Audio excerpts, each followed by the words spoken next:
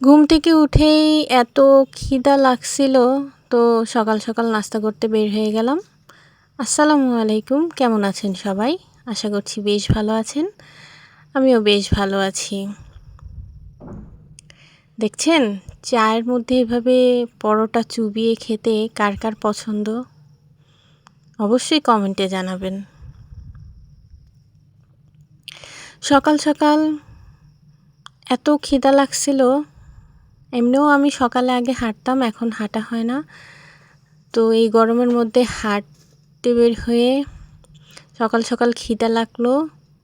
মেয়ে, হাজবেন্ড, আমি চলে গেলাম খেতে।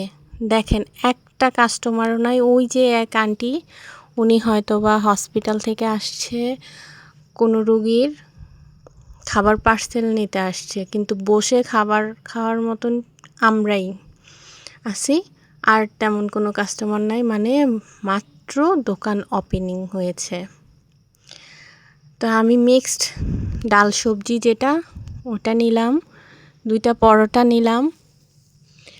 আমি কিন্তু একটা পরোটা দিয়েই সবজি খাবো, আরেকটা পরোটা রেখে দেব।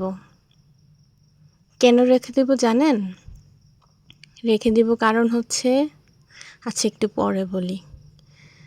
পরোটা আর সবজি গরম গরম, দুইটাই অনেক গরম গরম ছিল।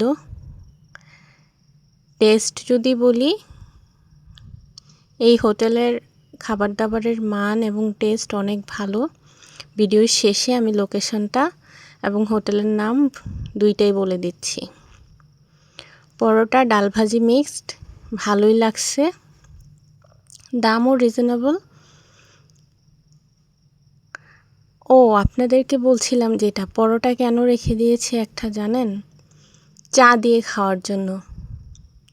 আপনারা কারা কারা আছেন দুধ চা দিয়ে পরোটা ভিজিয়ে খেতে পছন্দ করেন? মানে চুবিয়ে চুবিয়ে, অনেক মজা। আমরা যারা কুমিল্লার এদিকে আছি তাদের তো মনে হয় যে মোটামুটি সবারই এই খাবারটা পছন্দ। কুমিল্লা থেকে চট্টগ্রাম পর্যন্ত মোটামুটি অনেকের কাছেই শুনেছি তাদের পছন্দ। আপনাদের কাদের পছন্দ ওটা আমাকে জানাবেন কমেন্টস করে। দেখেন, পরোটাটা আমি বলেছিলাম একদম ভাজা মচমচা করে দিতে, ওভাবেই দিয়েছে। তাদের পরোটার সাইজও বেশ বড়। আর তাদের চায়ের কথা কি বলবো, চায়ের টেস্টও অনেক ভালো।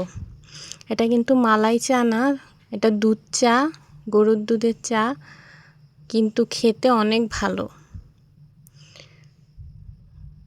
এই তো আমার আসল খাবার, চায়ের সাথে পরোটা চুবিয়ে চুবিয়ে খাওয়ার মজাই আলাদা। কে কোথা থেকে ভিডিওটা দেখছেন জানাবেন।